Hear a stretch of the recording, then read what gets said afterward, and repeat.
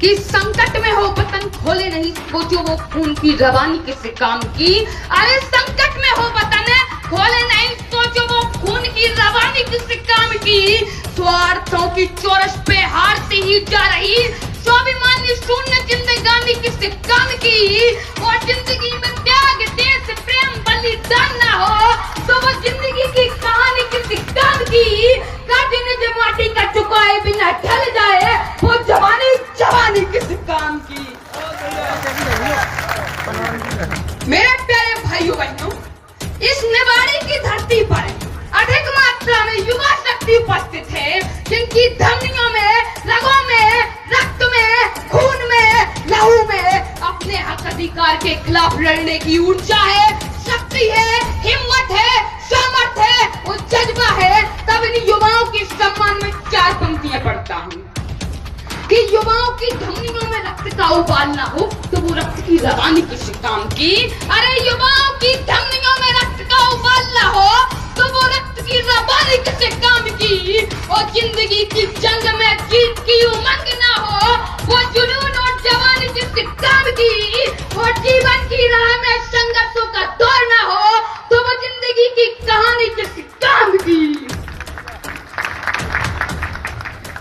मेरे प्यारे टीकमगढ़ के लोगों, परमादरणीय सत्य शुक्लाल कुशवाहा जी कहते थे कि जब जब इतिहासों के पृष्ठों में नाम लिखे जाते हैं तो टकराने वालों के लिखे जाते हैं, तलवे चाटने वालों के नहीं, विदर्शा निर्भीकता के लिखे जाते हैं, कायरों के नहीं, साहसी परिश्रमी उद्यमी के लिखे जाते हैं, आलसियों के नहीं, सूरता, वीरता, शौर्य, पराक्रम है वो बल हिम्मत के लिखे जाते हैं, चाटुकारता के नहीं। इसलिए हे निवाड़ी के अथाह गहराइयों के हाडिया काबरे गहलोत वर्मा फुले वंश में जन्मे समस्त राजा महाराजाओं एवं संत महापुरुषों के चरणों में कोटि कोटि नमन। एवं मंच पे विराजमान समस्त अतिथियों एवं दूर दराज से आए मेरे प्यारे भाइयों बहनों, माताओं, बच्चों, बुजुर्गों का मैं बाल कवि अनुज कुशवाहा आप सभी का हृदय से वंदन अभिनंदन करता हूँ। अनाचार, अत्याचार, पाखंडवाद के विरुद्ध आवाज उठाओ और अपनी आपसी रंजिश, ईर्ष्या, मतभेद, भेदभाव जैसी दोषपूर्ण भावनाओं का आचरण रहेगा तो हम अपनी मंजिल को कभी प्राप्त नहीं कर सकते। इसके लिए एक हमें व्यापक दूरदृष्टि सोच के साथ काम करना पड़ेगा। वह चाहे व्यापार का क्षेत्र हो, चाहे कृषि का क्षेत्र हो, चाहे राजनीति का क्षेत्र हो। मेरे प्यारे भाइयों बहनों, जो कौम जुल्म के खिलाफ आवाज नहीं उठाती वह कौम लाशें उठाती है, लाशें। इसलिए हे मोरवंशी, अपने पूर्वज पुरखों के सपने को साकार करो। तब परमादरणीय सम्माननीय श्रद्धेय शुक्लाल कुशवाहा जी के चरणों में 4 पंक्ति समर्पित करता हूँ कि स्वर्ण अक्षरों से भी लिख दूं जिसकी गाथा कम है। अरे स्वर्ण अक्षरों से भी लिख दूं जिसकी गाथा कम है। लिखते लिखते काम थम गई, आंखें भी नम है। जन क्रांति के लिए मसाले संघर्ष भी जारी था।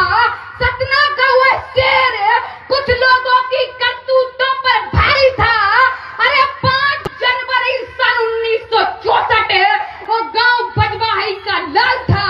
लड़ी लड़ाई दलितों पिछड़ों की वह जननायक शुक्लाल था।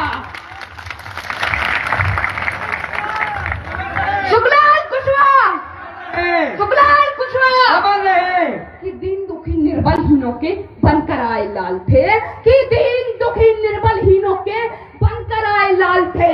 बिगुल बजाया जन क्रांति का गरीबों की ढाल थे। अरे रुके नहीं, झुके नहीं, गजब के किस्से कहानियों हाल थे। समता न्याय की जंग लड़ी जिसने वो जननायक शुक्लाल थे। देश प्रेमो भारत को विश्व गुरु बनाने के सपने संजोए थे। माता यशोदा, पिता शिव सेवा के ऐसे शुक्लाल अपने थे, ऐसे शुक्लाल अपने थे। सम्राट अशोक के वंशज, निडर निर्भीकता जिससे नहीं होती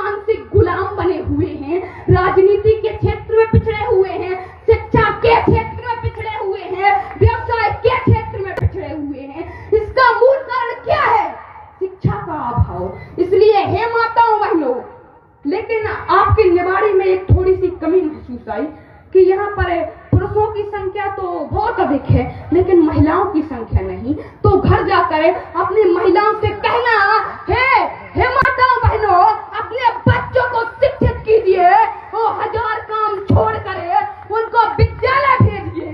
संविधान के रचयिता डॉक्टर भीमराव अंबेडकर जी ने कहा है कि शिक्षा वह शेरनी का दूध है जो जितना पिएगा वह उतना दहाड़ेगा। मेरे प्यारे भाइयों बहनों, अगर आपके तन पे कपड़े भले ना हो, वो खाने में रोटी भले ना हो, लेकिन हाथों में किताब होनी चाहिए, कलम होनी चाहिए, लक्ष्य होना चाहिए, जुनून होना चाहिए। कि मंजिल को भूल कर जिया तो क्या जिया, अरे मंजिल को भूल कर जिया तो क्या जिया, दम है तो उसे पाके दिखा, लिख दे खून से अपनी कामयाबी की कहानी, और किस्मत से बहुत दम है तो मिटा के दिखा। हमारे बीच परमादरणीय सम्माननीय बुंदेलखंड की शेरनी बहन रजनी कुशवाहा जी एवं चंबल की शेरनी रजनीश कुशवाहा जी एवं मथुरा से चलकर आई परमादरणीय सम्माननीय अंजलि कुशवाहा जी, इनके सम्मान में 4 पंक्तियां पढ़ता हूं कि ये मीरा की अमर भक्ति जहां से मर नहीं सकती, अरे ये मीरा की अमर भक्ति जहां से मर नहीं सकती, ये झांसी वाली रानी किसी से डर नहीं सकती, अरे मदर टेरेसा, लता, कल्पना, सानिया मेरी, असंभव क्या जो दुनिया में नारी कर नहीं सकती।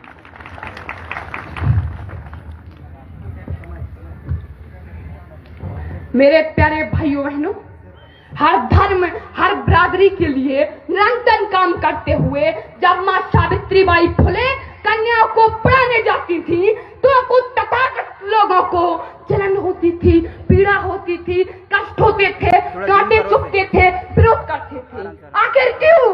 क्योंकि शूद्र दलित वैश्य और नारी शिक्षित हो गई तो उनका व्यापार बंद हो जाएगा, वो बुंदेली में कहूँ तो बोरिया बिस्तर गोल हो जाएगा और रसोई में चटनी पीसनी पड़ेगी।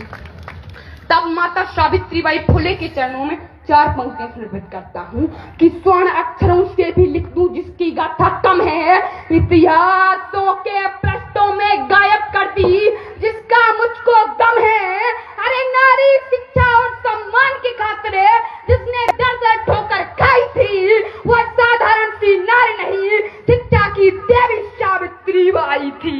बहुत बहुत धन्यवाद छोटे भाई। परमा कि भारत भूमि की इस धरती पर नारी पढ़ नहीं सकती थी, अरे भारत भूमि की इस धरती पर नारी पढ़ नहीं सकती थी। शूद्र दलित वर्णों की हालत देखो, मंदिरों पे चढ़ नहीं सकती थी, अरे जान हथेली पर धर कर इन वीरों ने क्रांति की अलग जगाई थी, वह साधारण सी नारी नहीं, शिक्षा की देवी सावित्रीबाई थी।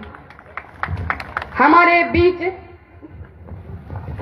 बीच संबलगढ़ से चलकर आए परमादरणीय सम्माननीय बैजनाथ कुशवाहा जी एवं परमादरणीय सम्माननीय राजकुमार कुशवाहा जी एवं परमादरणीय सम्माननीय बाबू सिंह कुशवाहा जी के भाई एवं परमादरणीय सम्माननीय यहाँ के मुख्य वक्ता सुमित रतन भंते जी एवं परमादरणीय सम्माननीय पूर्व राज्य मंत्री नंदराम कुशवाहा जी, आप सभी का हृदय से वंदन अभिनंदन करता हूं एवं अंतिम पंक्ति से विदा लेता हूं एवं यहाँ की आयोजन कमेटी का सादर धन्यवाद कि हो गई है पीर पर्वत सी पिघलनी चाहिए, अरे हो गई है पीर पर्वत सी पिघलनी चाहिए, इस हिमालय से कोई गंगा निकलनी चाहिए, सिर पे हंगामा खड़ा करना मेरा मकसद नहीं, मेरी कोशिश है कि ये सूरत बदलनी चाहिए और मेरे सीने में नहीं तो तेरे सीने में सही हो कहीं भी आग लेकिन आग जलनी चाहिए।